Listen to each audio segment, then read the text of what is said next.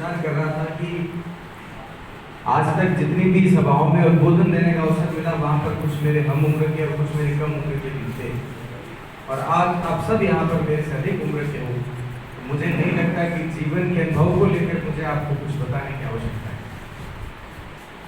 Railway Rajput समिति के द्वारा ये जो इनिशिएटिव है, अभी इसको लेकर जो बात चल रही थी, मैं सुन रहा था, और कल फोन आया था देवेंद्र सिंह जी, मेरे जीजो सा लगते हैं, आपने आदेशित किया कि आपको कल कार्यक्रम में यहाँ उपस्थित होना है। मैंने कहा मैं निसंदेह बिल्कुल उपस्थित रहूँगा। हालांकि आपके विभाग को लेकर आपकी जो भूमिकाएं होनी चाहिए, वो आपके समिति के अध्यक्ष, संरक्षक, या आप साथ ही इस पर चर्चा करते रहेंगे, क्योंकि बतौर छात्रों का प्रतिनिधि होने के नाते और एक राजनीतिक व्यवस्था में कहीं उनके भविष्य को ढूंढने की आस में मैं जरूरी समझता हूं कि मैं उस विषय पर बात करूं। पिछले कई समय से या कुछ सालों से हम लोगों में रिवॉल्यूशन आ रहा है, हम लोग एक होने की ओर बढ़ रहे हैं, जो कि अच्छी बात है। जो लोग कहते हैं कि यूनिटी नहीं है पर यूनिटी ऑफ डेवलपमेंट हो रही है, हम लोग समझना शुरू कर चुके हैं। महाभारत काल के पश्चात से हमारे व्यवहार में, हमारे किरदार में, हमारी कौम में जो बिखराव आना शुरू हुआ, धीरे धीरे पिछले कुछ सालों में हम उसको समझकर, संजोकर साफ करने का प्रयास करें। जब कभी भी इतिहास पढ़ेंगे तो उसमें पाएंगे इतिहास में कभी बहुसंख्यकों ने राज नहीं किया, सदैव अल्पसंख्यकों ने राज किया। हम भी कम थे इसीलिए हम राज कर पाए, मुगल भी कम आए थे इसीलिए वो राज कर पाए, और अंग्रेज भी कम थे इसीलिए वो राज कर पाए। इसलिए संख्या बल मायने नहीं रखती। जंगल में शेर एक होता है, उसका खौफ सभी होता है। इसलिए वैचारिक तौर पर ये समझें कि किस वक्त हमारा कर्तव्य क्या है, हमें हमारा कर्तव्य बोध होना आवश्यक है। आप अपने जब पेशे में होते हैं तो आपका कर्तव्य कहता है कि आप जिस जिम्मेदारी को निभा रहे हैं उसे अच्छे से निभाएं। जब घर में होते हैं तो एक पिता के रूप में होते हैं तो आपकी भूमिका अलग होती है, आपका कर्तव्य अलग होता है। एक पुत्र के रूप में होते हैं तो आपका कर्तव्य अलग होता है। इसके बारे में आवश्यक है कि हमें हमारा कर्तव्य बोध हो कि किस समय और समय की मांग क्या है, हमें किस प्रकार से चलना है, वैसे हमारे भाव।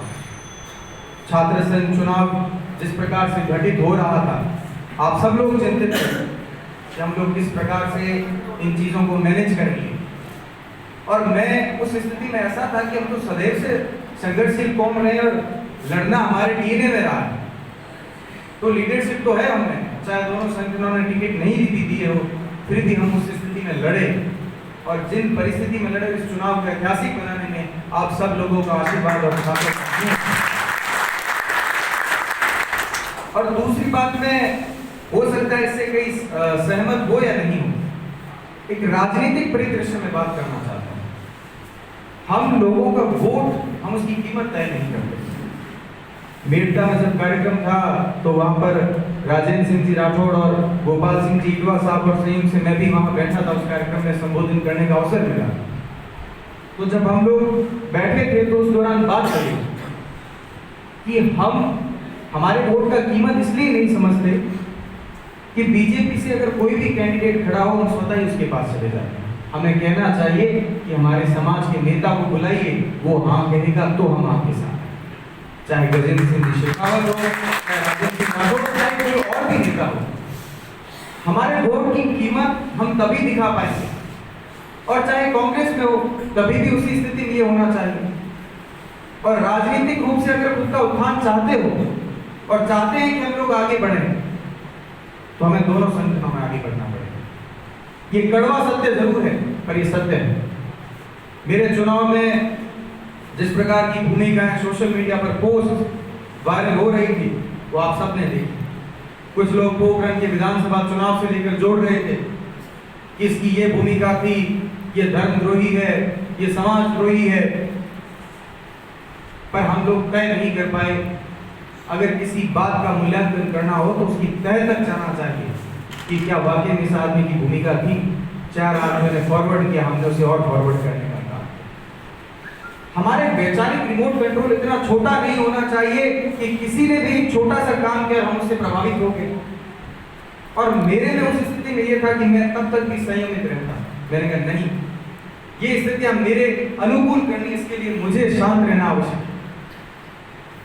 और उसके बावजूद कभी बाप जी मिले तो उनसे पूछिएगा कि अरविंद आपकी विधानसभा चुनाव में वहां था क्या, वो कभी हाँ नहीं कहेंगे, मैं वहां था ही नहीं। पर हम लोग उस स्थिति में जा नहीं पाते और समझ नहीं पाते हैं और किसी को आरोपित बड़ा जल्दी कर देते हैं।